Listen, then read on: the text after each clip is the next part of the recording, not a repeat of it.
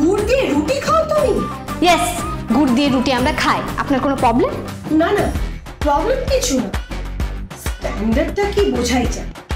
সকালে নাকি গুড় রুটি খায়।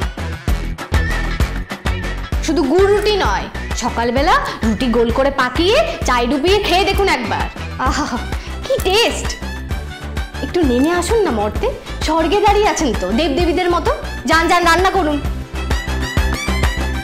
তুমি কিন্তু চেনো না আমাদের বাড়ির লোকেদের। তুমি যা করছো তার ফল কি হবে। আর আপনিও জানেন না আমাকে। আমার যদি আজ লাগে, ওই উকিল দিদি আছে, তাকে আমি সব বলেই এখানে এসেছি। বডির কোথাও যদি স্ক্র্যাচ পড়ে, সপরিবারে একদম হাজত বাস করবেন। আর ওখানে বসে কিন্তু গুড় রুটি খেতে হবে, কথাটা যেন মাথায় থাকে। এই যে দাঁড়ান, আমার জামা কাপড় কোথায়? আমি জানবো কি করে? সুটকেস থেকে আমার শাড়ি ব্লাউজ বের করুন।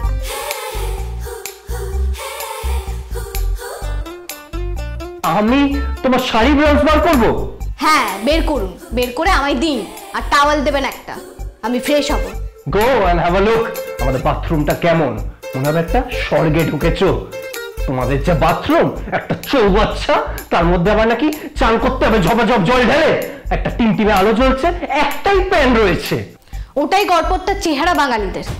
আপনাদের মতো ওরকম আমেরিকার মাইন্ড নিয়ে জন্মাইনি। আপনাদের মতো অত সুখভোগও করিনি। অত অর্থও নেই আমাদের। মধ্যবিত্ত বলে দয়া করে অপমান করবেন না।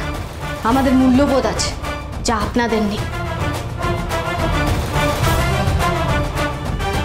বাথরুমটা কোন দিকে? ওইদিকে। শাড়ি ব্লাউজ নিয়ে আসুন।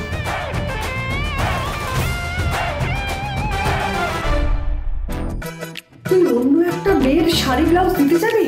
মম, কত বড় স্পর্ধা দেখো। দিয়ে আয় গিয়ে। কেন?